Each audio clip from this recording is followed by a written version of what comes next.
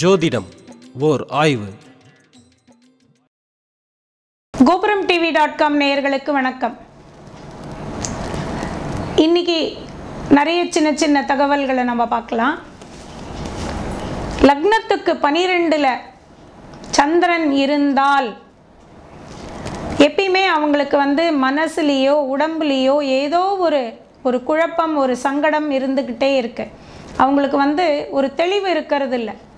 எப்போ ராசி லக்னத்துக்கு 12ல் அமைஞ்சிடுதோ, லக்னத்துக்கு 12ல் சந்திரன் இருக்கானோ, அப்போ சந்திரனுடைய விஷயங்களில் குழப்பம் இருக்குது. அவன் மனம் உடம்பு ரெண்டுத்துக்கும் அவன் காரகன் அப்படின்னும் பொழுது அதில் ஏதோ ஒரு கிளேஷம் இருக்குது. நான் ஏன் இதை ஸ்பெசிஃபிக்காக சொல்கிறேன் அப்படின்னா, 12ல் ஒரு கிரகம் மறையும் பொழுது காரகதத்துவம் வலுக்கும்னு நம்ம பார்த்துருக்கோம். ஆனால் இங்கே காரகதத்துவம் வலுக்கில், இங்கே காரகதத்துவம் அடி வாங்குது. இங்கே மனசும் உடம்பும் குழம்புது. அடுத்து நம்ம பார்க்க போகிற தகவல் என்ன அப்படின்னா, நம்ம கிரகங்களை எதிரி அப்படின்னு நம்ம நிறைய பேசியிருக்கோம். எதிர்கட்சி, எதிரி அப்படின்னு பேசியிருக்கோம். கிரகங்கள் உண்மையாகவே ஒன்றுக்கு ஒன்று எதிரியா அப்படின்னு பார்த்தா இல்லை. கிரகங்கள் எதுவுமே எதிரி எல்லாம் கிடையாது. நம்மளுக்கு பிடிக்கலன்னா எதிரி, அவ்வளோதானே. அம்மா அன்பானவ, நம்ம ஏதாவது தப்பாக பண்ணால் கூட ஒரு அன்பா அரவணைப்பாக சொல்லுவா. அதுவே அப்பா அப்படிங்கிறவர் ஸ்ட்ரிக்டான ஆள்.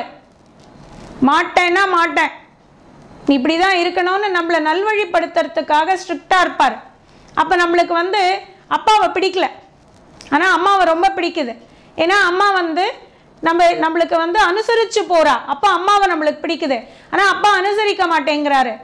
அவர் ஒரு கொள்கையை வச்சுக்கிட்டு நான் பிள்ளையை எப்படி தான் வளர்க்கணும் அப்படின்னு அவர் ஸ்ட்ரிக்டாக வளர்க்குறாரு.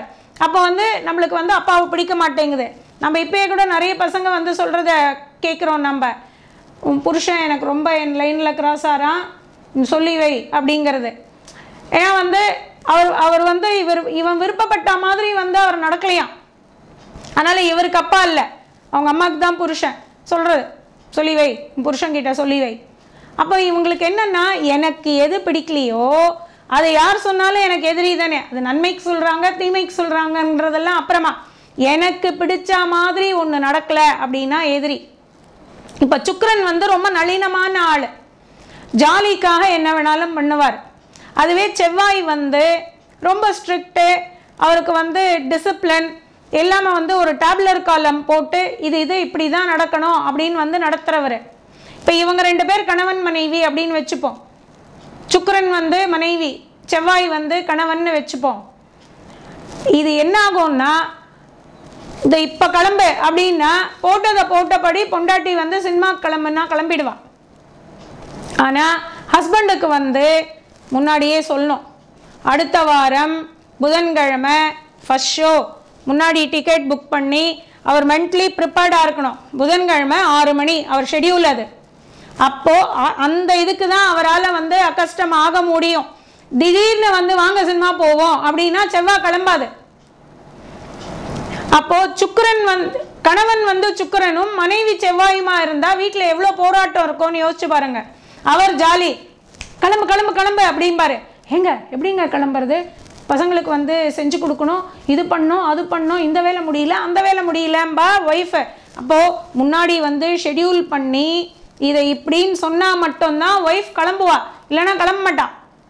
அப்போது ஹஸ்பண்டுக்கு ஒய்ஃபை பார்த்தா கடுப்பாக இருக்கும். கிளம்புன்னா கிளம்ப வேண்டியதானே, இவ ஏன் 1008 கேள்வி கேட்டுக்கிட்டு இது முடியல அது முடியல, அந்த வேலை செய்யணும் இந்த வேலை செய்யணும். அப்போது ஒய்ஃபை பார்த்தா இவருக்கு அது ஏதோ வேற்று கிரகத்துலேருந்து வந்த மாதிரி இருக்கும். அவருக்கு ஒரு நார்மல் ஹியூமன் பீயிங் மாதிரியே தெரியாது. வந்தால் ஒரு சினிமா தானே, போயிட்டு 3 மணி நேரத்தில் வந்துட போகிறோம், வேலையை பார்க்கலாம்ல. இல்லை அது ப்ரைம் டைம், அது வேலை பார்க்குற நேரம், அதுக்கெலாம் நாங்கள் உட்கார முடியாதுன்னுவா.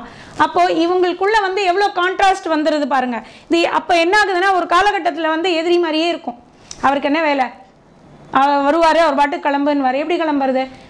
ஹஸ்பண்ட் அந்த மாதிரி இருந்து ஒய்ஃப் மாதிரி இருந்தால்னா எப்படிம்மா நீ சொன்னேன்னா உடனே நான் கிளம்ப முடியுமா? அதெல்லாம் முடியாது. முன்னாடி சொல்லு, நான் டிக்கெட் புக் பண்ணி நான் பிளான்டாக இருப்பேன். இப்போ ஒருத்தர் உடனே கிளம்புற ஆள், ஒருத்தர் பிளான் பண்ணுற ஆள். ஒருத்தருக்கு ஒன்று நினச்சாச்சுன்னா உடனே முடிக்கணும், இன்னொருத்தருக்கு பிளான் பண்ணணும். இப்படி கிரகங்களுக்கு வந்து கான்ட்ராஸ்ட் இருக்கும் பொழுது நம்மளுக்கு வந்து எதிரி மாதிரி தெரியுது, ஆனால் எதிரி கிடையாது. அதனால் வந்து கிரகங்களை எதுக்கு நான் இந்த தகவலை உங்களுக்கு சொல்கிறேன்னா, நம்ம எதிரி அப்படின்னுட்ட உடனே அவங்க ஒன்றுமே பண்ண மாட்டாங்கங்கிறது இல்லை. நம்ம வந்து அந்த பாணி எனக்கு பிடிக்கல, எனக்கு வீடு சீக்கிரம் கட்டணும், செவ்வாய் லேட் பண்ணுறாரு, ஷெடியூல் போடுறாருன்னும் பொழுது நம்ம போய் ரெக்வெஸ்ட் பண்ணோம், எனக்கு சீக்கிரம் பண்ணி கொடுங்க, என்னுடைய வேகத்துக்கு வேணுங்கிறத நம்ம போய் கேட்குறோம். எந்த கிரகமுமே வந்து நீ வரவே வராத, நீ எனக்கு எதிரின்னு சொல்ல போகிறது கிடையாது.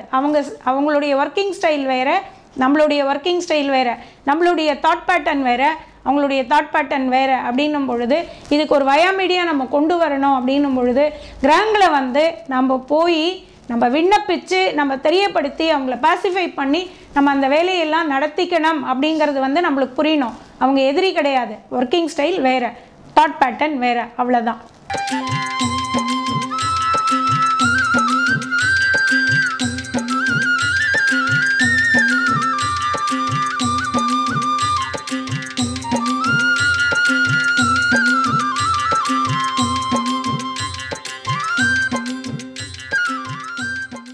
யூடியூப் உலகத்தில் பக்திக்கென்று இருக்கின்ற ஒரே ஒரு சேனல் கோபுரம் டிவி சேனல். இதில் வந்து பக்தி மட்டும் இல்லை, பல விஷயங்களை சொல்கிறாங்க. அதில் முக்கியமாக நாயன்மார்களின் அருள் வரலாறு, ஷீரடி சாய்பாபா அவர்களின் வரலாறு, 12 ஆழ்வார்கள் பற்றிய தொகுப்பு, மகா பெரியவர் பற்றிய ஆய்வுகள், ஜோதிடம் ஒரு ஆய்வு, அப்புறம் ஆன்மீக அதிசயங்கள், இது அனைத்தும் ஒவ்வொரு நேரத்துலையும் வந்து அவங்க டெலிகாஸ்ட் பண்ணுறாங்க. இந்த பிஸியான காலகட்டத்தில் நீங்கள் இதெல்லாம் பார்க்கணும். ஏன்னா நமக்கு தேவை வந்து எதையும் கொண்டு போக போகிறதில்ல, கொண்டு போவது இறையருளை மட்டும்தான். இறையருளை கொண்டு போகணும்னா இதெல்லாம் பார்க்கணும், இதை பற்றி தெரிஞ்சுக்கணும். ஸோ இறைவன் நன்றி ஒரு அணுவும் அசையாது.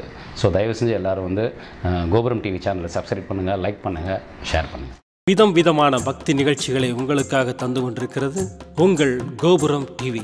உங்களுக்கு பிடித்த நிகழ்ச்சிகளை லைக் செய்யுங்கள், உங்களுக்கு பிடித்த மாணவர்களுக்கு ஷேர் செய்யுங்கள்.